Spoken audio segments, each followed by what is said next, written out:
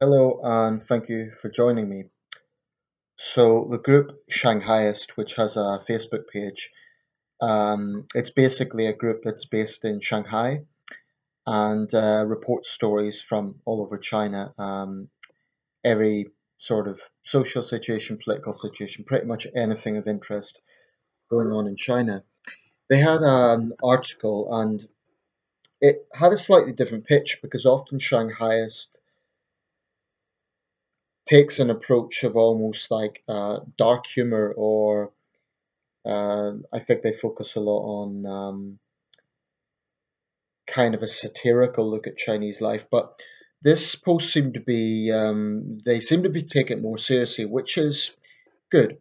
I mean, there was no silly emoticons or anything; it was just what it was.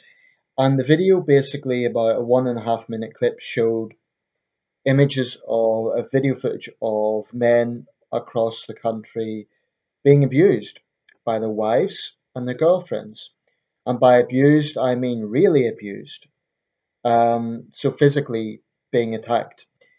One such instance, the woman is grabbing the man by the hair, throwing him to the ground, and this is in public, which to me is quite telling in itself. Um, there's been a huge phenomenon in China in recent years of so-called mistress shaming. That is to say, young women, usually young women, being publicly shamed, sometimes in a very vicious, violent way by other women. But this shows that it is also happening towards men. Now, what the reasons are, who knows? Some domestic dispute, maybe the men are being accused of cheating, who knows? But anyway, each clip is clearly, we're not talking about a bit of shouting, we're talking about prolonged violence. Now, most of the responses took it for what it was, which is unacceptable abuse.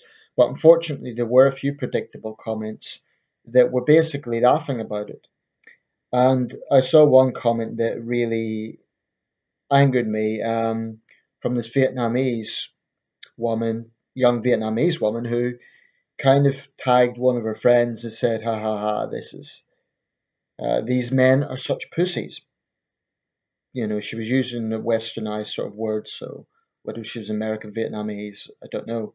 I was saying Vietnamese because based on her name, but her attitude was, "Oh, these men are such pussies," just sitting there. And the thing is, if they defended themselves, she would probably be calling them pussies as well. Um, and there were a few other comments like that, kind of laughing about it. And the thing is, no one would be laughing if this was the other way around, and that is the point here. Um, there has been considerable focus in recent years on domestic abuse of women in China, and it is good that there is increasing awareness of that because it is a major problem. I have seen video footage of women being badly abused by their husbands and boyfriends. Let me be very clear.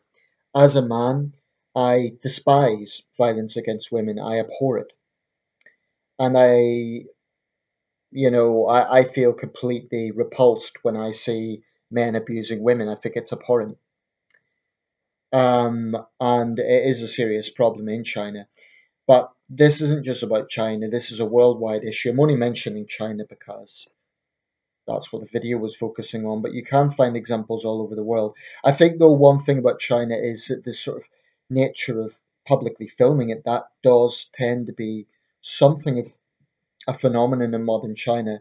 It's almost today's equivalent of struggle sessions in the 60s. The only difference being is there isn't really any political context. Um, and it's disgusting to publicly degrade someone in that way. I don't care what the excuse is, it's wrong.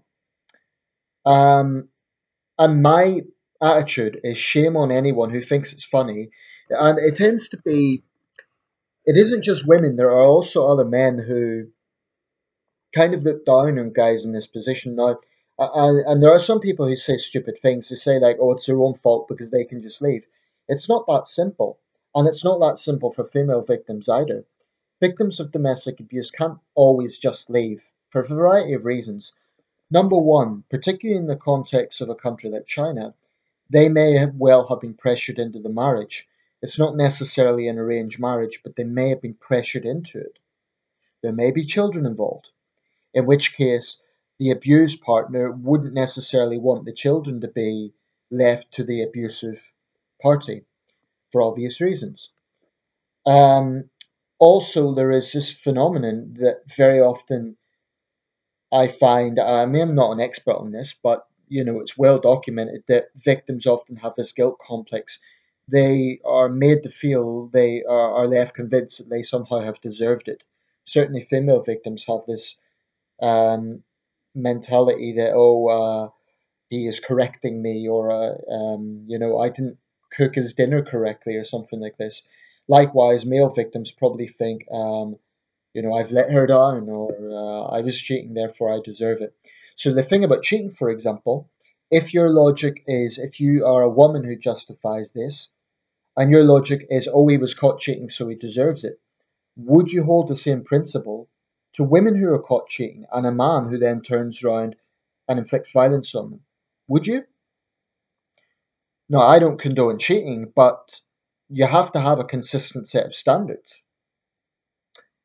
Um, I think in countries like in China and India, there has been increasing focus on violence against women, and that's a good thing because there are serious problems they need to be addressed.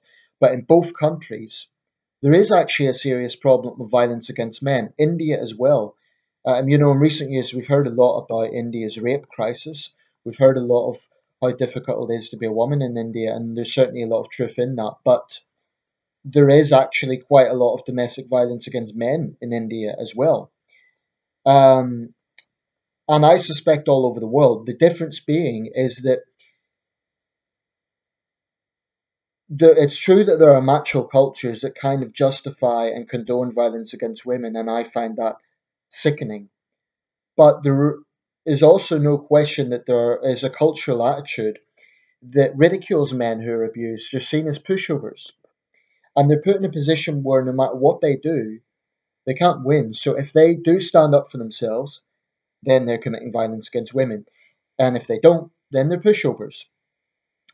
I would urge these men, if they can, to do what they can to get out of that relationship. And I would urge that to any victim of violence, but I do appreciate it's not that simple. But I do think there has to be a change in wider social attitudes.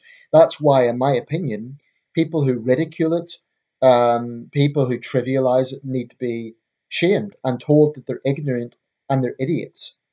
It really does frustrate me to see that sort of regressive attitude because that's why this shit continues. If these people were polarized, if domestic abusers were polarized, I'm not saying it would suddenly disappear, but it would, I think, at least change the attitude for the better social attitudes. A few years back, there was this social experiment done somewhere in the States, and it showed this woman abusing a man in public, and it kind of gauged public reactions. It's a well known video, it's been, it's viral. And the funny thing was the attitudes in the video were very different from the comments on the video. So in the video, a lot of people walking past, women laughing, police officer didn't care. Now the comments were very critical, like this is the double standard of feminism and so on. What I would say to any feminist saying, "Oh, you can't blame feminism for this," is okay, you can't blame feminism for violent women, but feminists do need to show that they are consistent. So, what I would appeal to reasonable feminists is if you really do believe in equality, condemn this. Condemn this degrading of these guys because it's disgusting. Whoever is the victim, and it can really ruin someone's life. I really don't understand how anyone can think this is funny.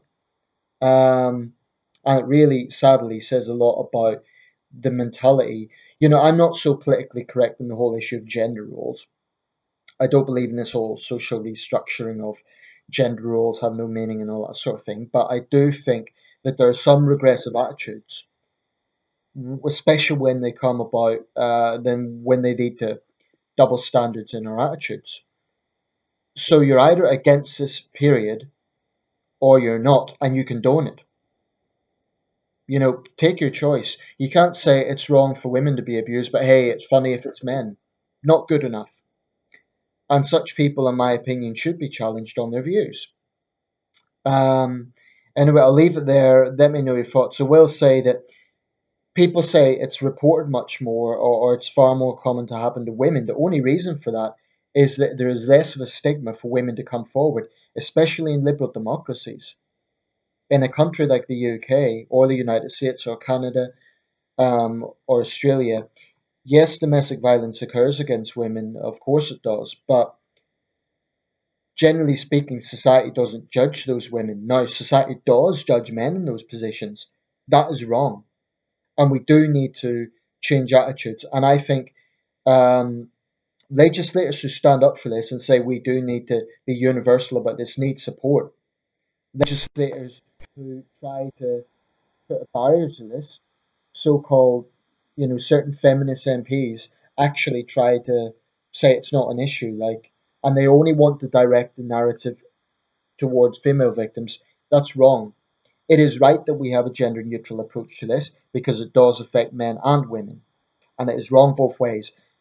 As a man, I abhor violence against women, but I also abhor those sort of women who think they can treat men like dirt and get away with it, and also treat other women like dirt, incidentally. Women who think that being a woman gives them a right to be violent. Being a strong, independent woman is not by acting like a thugette. It's wrong. Let me know your thoughts, and thanks for watching.